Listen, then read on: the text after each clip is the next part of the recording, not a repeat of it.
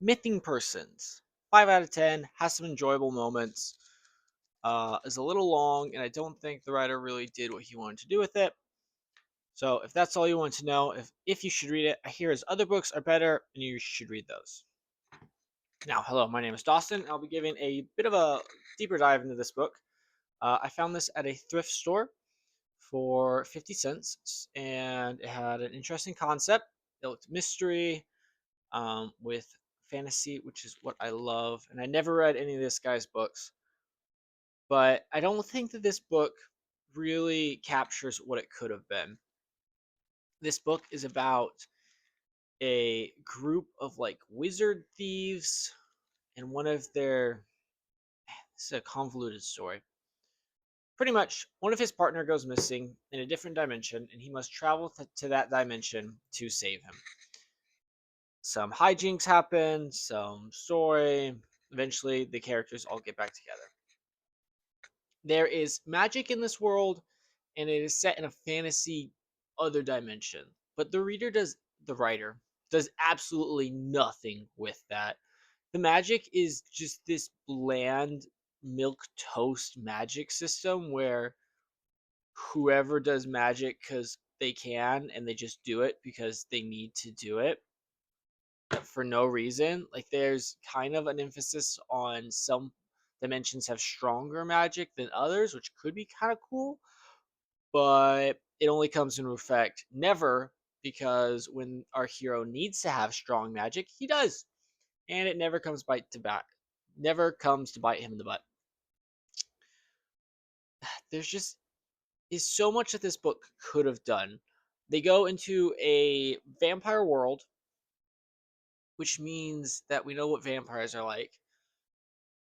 And instead of subverting our expectations or coming up with something new with vampires, they just exist. And they're not even cool vampires. Like, the only thing that he does with it is that the vampires are going to want to be out at night instead of the middle of the day.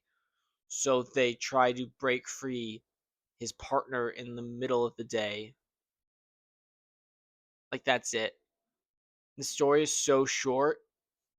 You get to about there, and you're like, nothing's happened. You know,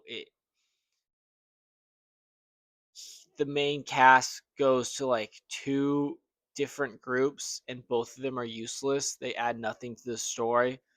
They're just characters and locations, and I hate when books feel like they're wasting time, and he needed to just get to, the 150, 200 page word count, which is why as an author I want to write books that streamline and don't feel like they're wasting your time. Like, if I have a story to tell, I'm going to tell it, and each page, each word is going to add to that. You're not going to get 3 chapters of, and then we were at square one again. Like, what?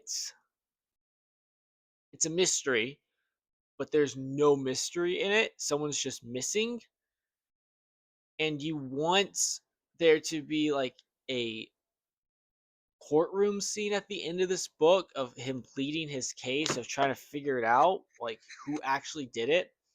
But it was a setup, spoiler, with someone dying, but that person isn't actually dead. So at the end of the book, everyone in the town sees that the guy's not dead, and huzzah, he they escape.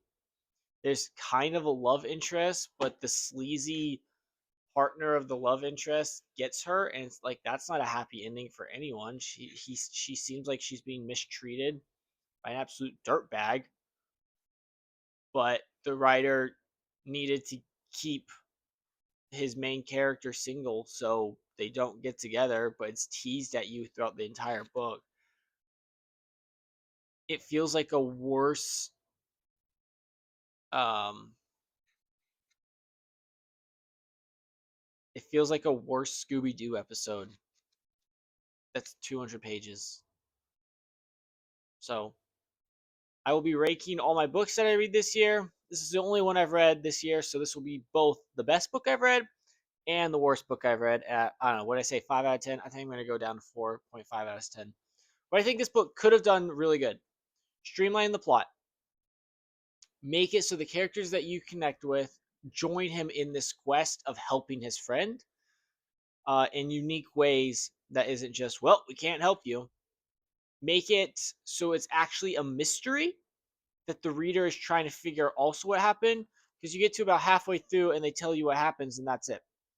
So there's no twist, there's no smart reader that would figure it out faster or sooner or pick up on things. There's nothing to pick up on.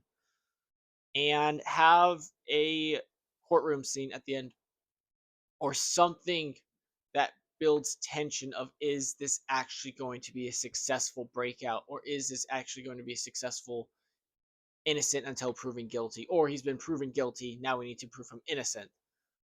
Any sort of tension, there's none in this book. There's one scene that adds tension, but that's it. It's also very confusing. I don't know who's who on this cover. I've read it, I still have no idea who is.